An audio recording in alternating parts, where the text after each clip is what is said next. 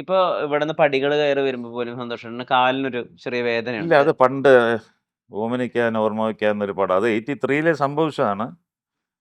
അവിടെ വെച്ചൊരു ഫൈറ്റിന്റെ ഇടയിൽ വീണപ്പോഴത്തേക്കൊന്ന് സ്ലിപ്പായതാണ്. അത് അന്ന് അവിടെ ഒരാൾ സെറ്റാക്കി തന്ന് അത് അതുപോലെ ഇരുന്നു. വർഷങ്ങൾക്ക് ശേഷം ഇപ്പോൾ ഒരു 2, 3 വർഷത്തിന് മുമ്പ് അതൊന്ന് വീണ്ടും ഒന്ന് ഷേക്കായി ഇളകി. അപ്പോൾ അതിന് ശേഷം ചെറിയൊരു ഇത് വരും. പക്ഷേ ഇപ്പോഴും ഇത്രയും കൊല്ലം ഇത് വെച്ച് തന്നെയാണ് ചെയ്തത്. ഇനി ഇത് വെച്ച് തന്നെയാണ് ചെയ്യാൻ പോണത്.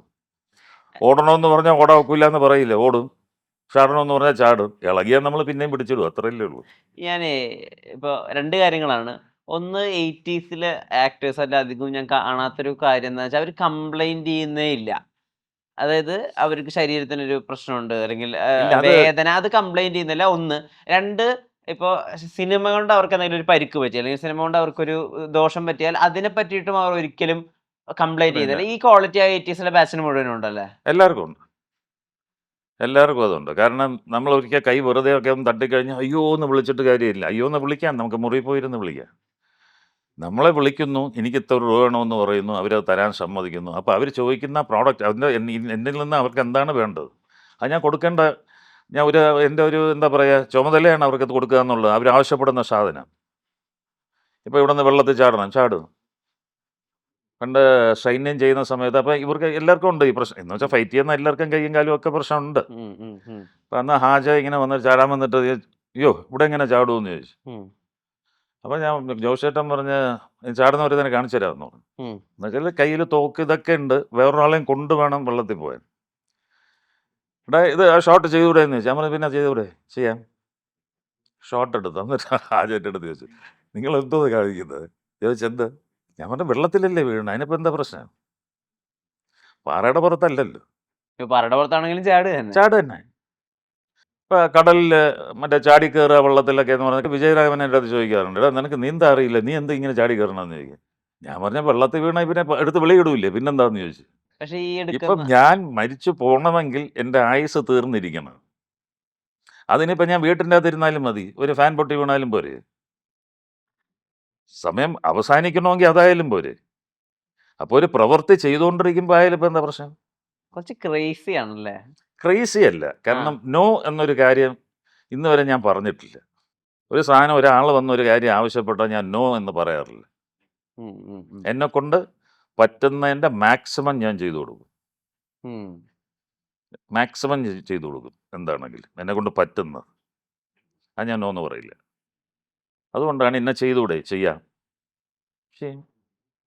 ഞാൻ പറഞ്ഞത് ഈ ഈ കാലിനുള്ള ഈ വേദന ഇനി ലൈഫ് ലോങ് ഉണ്ടാവില്ല. അപ്പൊ ആ നിമിഷത്തെ പഴിക്കോ? ആ നിമിഷത്തെ ഞാൻ പഠിച്ചിട്ട് എന്താ കാര്യം, അതൊക്കെ കൊണ്ടല്ലേ ഞാൻ ഇത്രയും പടങ്ങൾ വർക്ക് ചെയ്ത് ഇവിടെ എത്തിയത്. ഇപ്പം നിങ്ങൾ എന്നെ ഇൻ്റർവ്യൂവിന് വിളിച്ചിരിക്കുന്നത് ഇതുകൊണ്ടാണ്. അപ്പൊ ആ വേദനയ്ക്ക് ഒരു സുഖമുണ്ട്. ആ പിന്നെ തീർച്ചയായിട്ടും. ഇപ്പോൾ ഷൂട്ടിംഗ് എന്ന് പറഞ്ഞാൽ വളരെ എളുപ്പമുള്ള ഒരു കാര്യമാണെന്ന് നാട്ടുകാർ പറയും. കാര്യം ഇവർ AC റൂമിലാണ്, ഈ മറ്റേ 10 ലക്ഷം 20 ലക്ഷത്തിൻ്റെ വണ്ടി, എല്ലാവരും പറയും. പക്ഷെ നമ്മൾ നിന്ന് ചെയ്യുന്നത് ഒരു ദിവസം കാണാൻ വരെ എൻ്റെ സുഹൃത്തുക്കൾ പോലും ലൊക്കേഷനിൽ ഒരു പ്രാവശ്യമേ വന്നിട്ടുള്ളൂ ഇന്ന് വരെ. കുറച്ച് നേരം ഇരുന്നിട്ട് ഞങ്ങൾ റൂമിൽ വെയിറ്റ് ചെയ്യുക എന്നിട്ട് അവർ പൊക്കളയും. കാരണം എന്താ വെച്ചാൽ അവർക്ക് ഇതിങ്ങനെ പല പ്രാവശ്യം എടുക്കുന്നത് ഇതൊന്നും അവർക്ക് ഡൈജസ്റ്റ് ചെയ്യില്ല. നമ്മൾ പടി കയറുന്നു, തിരിച്ചു വരും, വീണ്ടും പോകുന്നു, വരും. അപ്പോൾ ഈ ഒരു സാധനം അവർക്ക് ഡൈജസ്റ്റ് ചെയ്യില്ല. പക്ഷെ നമ്മളത് എൻജോയ് ചെയ്യാണ് ചെയ്യുക.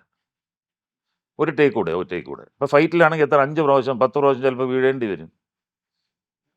ഇന്നാണെങ്കിൽ നമ്മൾ വീഴുന്നു, അപ്പുറത്ത് ഒരാൾ ഫ്രെയിമിലുണ്ടെങ്കിൽ എറേസ് ചെയ്ത് കളയാമെന്ന് പറയും. അന്ന് അങ്ങനെയല്ല പറയണം, റീടേക്കേ ഉള്ളൂ. അതുപോലെ ലാൽ ഞാനൊക്കെ ഡ്യൂപ്പില്ലാതെ ഗ്ലാസ് ബ്രേക്ക് ചെയ്തിട്ടുണ്ട്.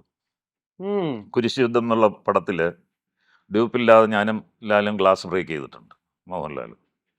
അപ്പൊ ഈ ഗ്ലാസിന് ചെറിയ ചെറിയ ചീടുകളൊക്കെ കേറില്ലേ ഉണ്ട്, ഇനി? അങ്ങനെ കയറില്ല അത്. പക്ഷെ നമ്മുടെ അതായത് ഇത് ചാടുമ്പോൾ മാസ്റ്ററും കൂടെ അടിക്കുക, അല്ലാതെ ബ്രേക്ക് ആവില്ല. അത് ആ, യെസ്, യെസ്, യെസ്. ഒരു എയർ ഗ്യാപ്പ് ഉണ്ടാവും അതിന്, അല്ലാതെ ബ്രേക്ക് ആവില്ല. ഈ ഷുഗർ ഗ്ലാസ് അല്ലേ ഇത്. ഇന്നിപ്പോ അത് വാക്സ് ആയി ആ, അല്ലേ? ആ, നമ്മൾ വീണ് കഴിയുമ്പോൾ നമ്മൾ അങ്ങനെ തന്നെ കിടക്കുള്ളൂ ഷോട്ട് കട്ട് ചെയ്യണവർ. ആ. അത് കഴിഞ്ഞിട്ട് മാസ്റ്റർ വന്ന് ഈ ഡ്രസ്സൊക്കെ തന്നെ ഊരി വെള്ളമൊക്കെ ഒഴിച്ചത് കളയും. ഓക്കെ. ഇല്ലെങ്കിൽ ആ പൊടിയൊക്കെ ഇങ്ങനെ തേച്ച് കഴിഞ്ഞാൽ നല്ലപോലെ മുറിയും. വെള്ളം ഒഴിച്ച് കളഞ്ഞ് വീണ്ടും ഡ്രസ്സ് ചെയ്ത് അടുത്ത ഷോട്ടിലേക്ക്. അപ്പോൾ പിന്നെ നമ്മൾ കുറച്ച് ക്രിസ്റ്റൽ ഇതൊക്കെ എടുത്തിട്ട് പിന്നെ ഇങ്ങനെ ഒന്ന് കുലുക്കിയിട്ടൊക്കെ മാറി ശരി. ലാൽ സാറും സാറും കൂടി മറ്റേ ഒരു അടിമപ്പടത്തില് രണ്ട് മുളമുട്ടിലടി. അടിമയിൽ രണ്ടുപേരും അടിക്കുന്നത് റിയൽ വടികളാണല്ലേ? അതെ. അപ്പൊ അടിമേത്ത് കൊണ്ടിട്ടില്ലേ? അടി അങ്ങനെ മേത്ത് കൊണ്ടിട്ടില്ല, എന്നാലും കയ്യിലൊക്കെ നമുക്കത് കൊള്ളും.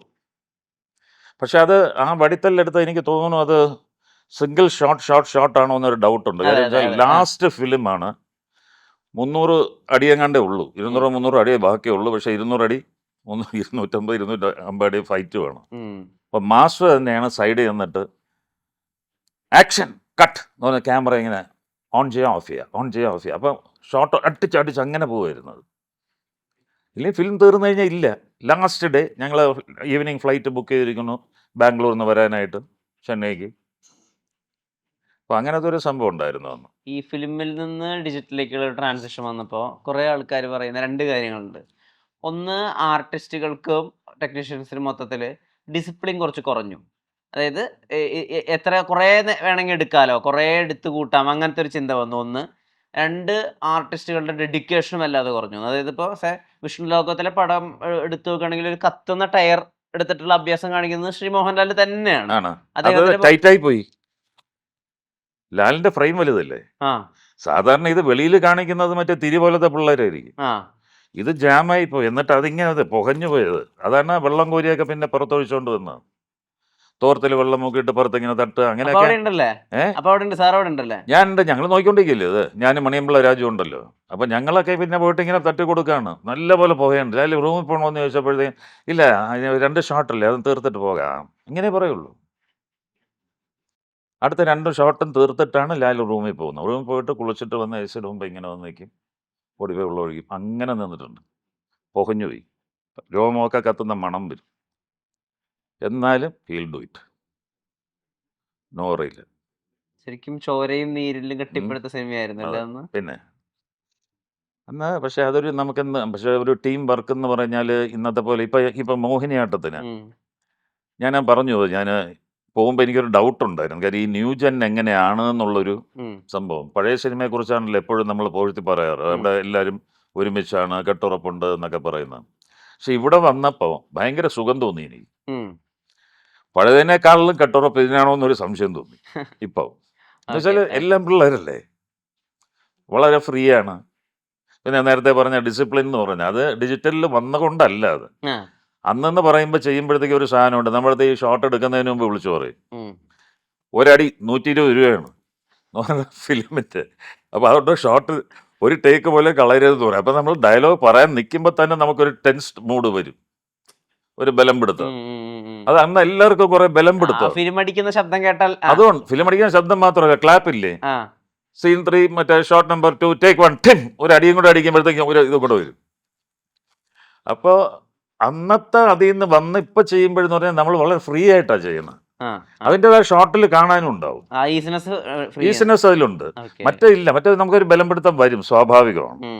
കഴിഞ്ഞ റിഹേഴ്സലിന് ടൈമില്ല, നമ്മൾ ചെല്ലും. പിന്നെ ഈ ഹീറോസിനൊക്കെ ഓഫ്കോഴ്സ് അവർക്ക് ചിലപ്പോൾ ഒരു 2-3 വർഷം ഈ കഥ അറിയാമായിരിക്കും.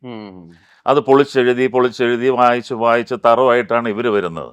ഇപ്പം വില്ലനൊക്കെ ചെയ്യുന്നത്, ഇപ്പം ഞാൻ എന്നെ പോലെ വില്ലൻ ചെയ്യുന്നവരൊക്കെ ആണെന്നുണ്ടെങ്കിൽ പറയാം, നമുക്കൊരു 4 ദിവസം ഉണ്ട് ഇല്ല വില്ലനാണേ മറ്റേ ഓക്കെ. നമ്മൾ അവിടെ ചെന്ന് മേക്കപ്പ് ഇട്ടുകൊണ്ടിരിക്കുമ്പോഴായിരിക്കും അസിസ്റ്റന്റ് ഡയറക്ടറോ അസോസിയേറ്റോ വന്നിട്ട് ഈ സാധനം പറഞ്ഞു തരുന്നത്. ഇതാണ് ഡയലോഗ്, ഇപ്പോൾ എടുക്കാൻ പോണ സീൻ ഇതാണ്. ആദ്യമൊക്കെ നമ്മൾ ചോദിക്കും, അപ്പോൾ സീനാണോ, ഓക്കെ. അവിടെ ചെന്ന് നമ്മൾ തോന്നുന്ന പോലെ പറയുകയാണ്.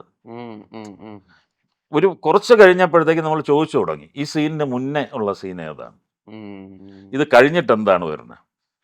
അപ്പോൾ അങ്ങനെ നമ്മൾ പിന്നെ ചോദിച്ചു തുടങ്ങി. അല്ലാതെ നമുക്കന്ന് സ്ക്രിപ്റ്റ് ഒന്നും നേരത്തെ കൊണ്ട് തരുന്ന പരിപാടിയൊന്നുമില്ല. ഇപ്പോൾ അതുണ്ട്.